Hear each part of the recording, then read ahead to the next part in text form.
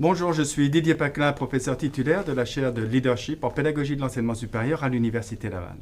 Aujourd'hui, je vais aborder avec vous la typologie de la formation à distance. Une typologie de la formation à distance, tant les termes qui sont utilisés sont différents.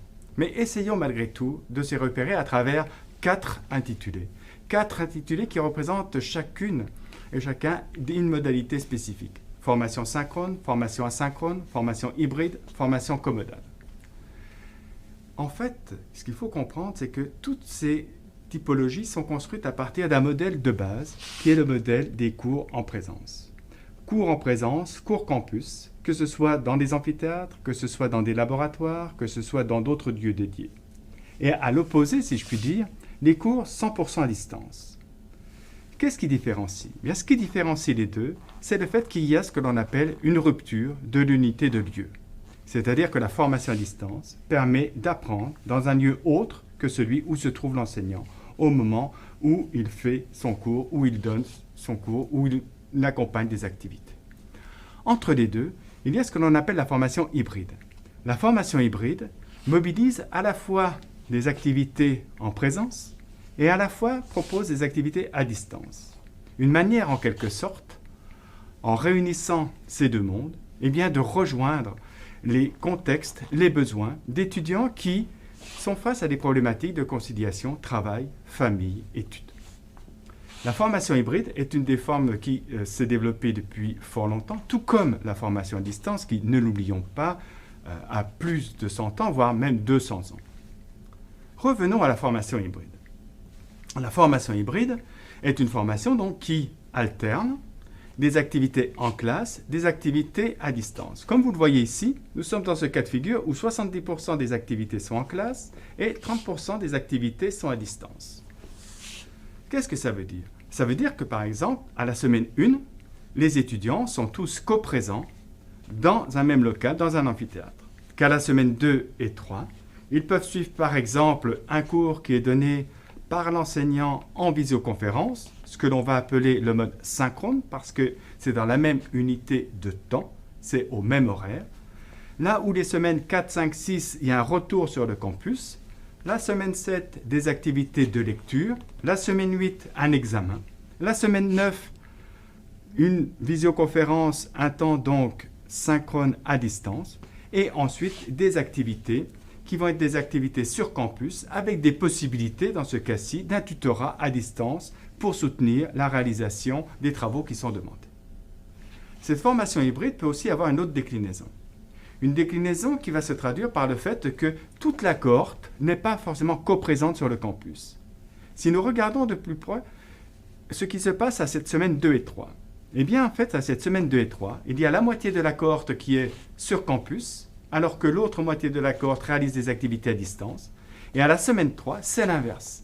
Ceux qui étaient à distance viennent sur campus, et ceux qui étaient sur campus réalisent leurs activités à distance. Entendons-nous bien, les activités à distance, dans ce cas-ci, peuvent être des activités qui peuvent se réaliser dans un local, dans un espace sur le campus ou non loin du campus. Nous y reviendrons dans la suite du MOOC. La formation à distance par rapport à la formation hybride, comme je l'évoquais tout à l'heure, c'est une formation qui est 100% à distance. En fait, quasiment 100% à distance.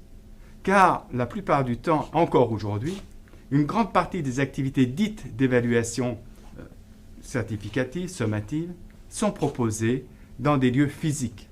C'est le cas, par exemple, ici à la semaine 8 ou à la semaine 15. Et puis, l'autre modalité, et en fait, c'est ce que l'on appelle la comodalité. La comodalité est une formation qui est très très riche d'opportunités. En fait, dans une formation dite commodale, il faut comprendre qu'il y a deux modalités qui coexistent en permanence, à la fois la commodalité 100% en classe et la commodalité 100% à distance. Qu'est-ce que ça veut dire concrètement pour l'étudiant? Pour l'étudiant, ça lui permet de suivre tout ou partie de ses enseignements et des activités sur campus s'il le souhaite. Ça lui permet, s'il n'a pas la possibilité à un moment donné de se rendre sur campus, de suivre la formation à distance synchrone, ou bien encore, s'il n'a pas la possibilité de se libérer aux horaires du cours, eh bien, de suivre les activités de manière asynchrone. Donc, 3 possibilités à partir desquelles l'étudiant, l'étudiante, va pouvoir composer son cheminement tout au long d'une session. En résumé, pour bien comprendre ces différenciations entre la formation à distance, la formation hybride, la formation commodale, je vous propose cette petite illustration. Comprendre une formation, c'est déjà comprendre et identifier qu'est-ce qui se fait en présence et qu'est-ce qui se fait à distance. Ça, c'est ce que l'on appelle la dimension spatiale.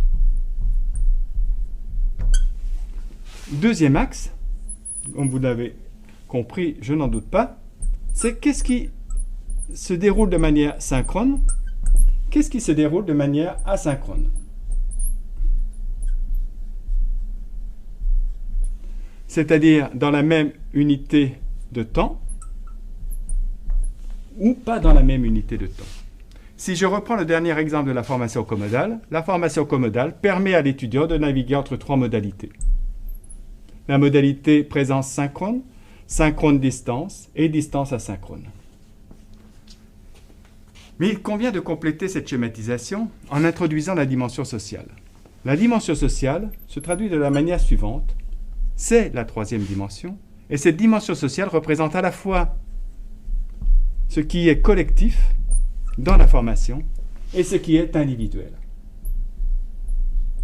En résumé, je dirais que dans le cadre d'une formation asynchrone, si je reprends à nouveau le cas de la commodalité, bien le choix d'une formation asynchrone à distance peut être un choix individuel, là où, parmi les activités qui sont proposées par l'enseignante ou l'enseignant, il peut y avoir des activités qui peuvent être proposées à distance, synchrones et collectives, comme par exemple des approches qui s'appuient sur les approches par résolution de problèmes, les approches par projet. Donc vous voyez, à travers ces quelques éléments de présentation, les différences qu'il peut y avoir entre ces différentes modalités qui vont susciter des degrés d'autonomie différents, qui vont susciter une capacité à gérer son temps différente, mais qui supposent avant tout de bien prendre conscience et connaissance de l'organisation de ces modalités, de façon à créer ses propres repères et devenir le plus rapidement acteur de son projet en sachant quelle est l'organisation qui a été mise en place et quelle est à travers cette organisation mise en place celle que je vais pouvoir personnaliser en fonction de mon contexte et pour répondre à la fois à mes attentes et à mes besoins d'apprenant.